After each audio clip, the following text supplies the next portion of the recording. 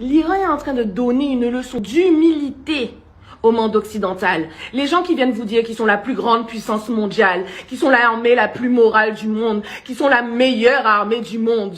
Eh ben, la meilleure armée du monde, la plus grande puissance mondiale, est en train de se faire botter le cul par un petit pays. Ils sont pas 50, un petit pays, aidé du Hezbollah qui est minuscule. Et ils sont en train de se faire exploser. Ils ont été obligés d'enlever tous leurs antimissiles d'Asie pour les ramener en Israël.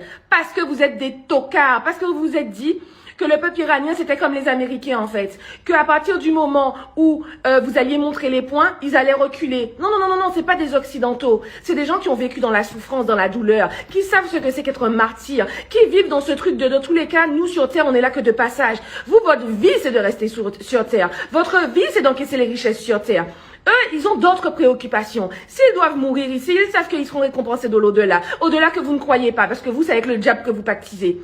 Il faut assumer. Trump est dans visiblement, il a oublié que la guerre se commence peut-être tout seul, mais qu'elle se finit à deux.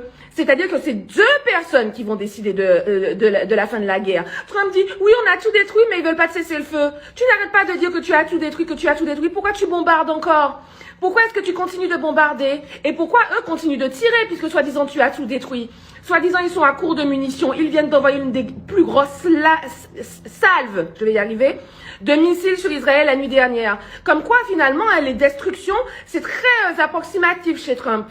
Tu essayes de te sortir de là, tu vas devoir assumer, frère. Tu vas devoir assumer. Donc là, tu appelles le monde entier, le Japon, la Chine, la Corée du Sud, la France, le Royaume-Uni. Tu appelles tout le monde pour venir t'aider dans le détroit d'Ormuz parce que tu es nul, parce que tu es un tocard. Tu as besoin de dire oui, je donne 10 millions de dollars aux personnes qui vont nous donner des informations. Mais je croyais que tu avais les informations, que tu savais qu'ils étaient en train de se planquer comme des rats dans les tunnels. C'est pas ce qu'est venu dire ton ministère de la guerre, là, ton ministre de la guerre, ton incompétent de la guerre. Pour des gens qui se planquent, moi je les trouvais bien en lunettes de soleil à Téhéran. Non, parce que eux là, ils ne se planquent pas, ils sont avec la population. Ils sont chez eux, ils prennent les bombes, ils sont chez eux.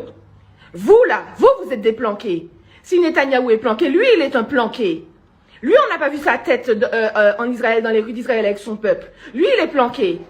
Le régime est dehors. Le président est en train de saluer des mains. Le chef de la sécurité est en train de se balader. Les gens du régime étaient derrière lui. Le peuple était derrière eux. Et vous là, c'est à ces gens-là que vous voulez donner des leçons de morale. Il serait peut-être temps. Alors, rien n'est parfait dans un pays. L'Iran a des torts. Mais ils sont loin d'être le seul. La seule chose qui est réelle, c'est que vous n'êtes personne pour venir donner des leçons de morale aux gens, surtout quand on voit le nombre de guerres, le nombre de famines, le nombre de saloperies que vous avez fait tout au long de votre vie. Et c'est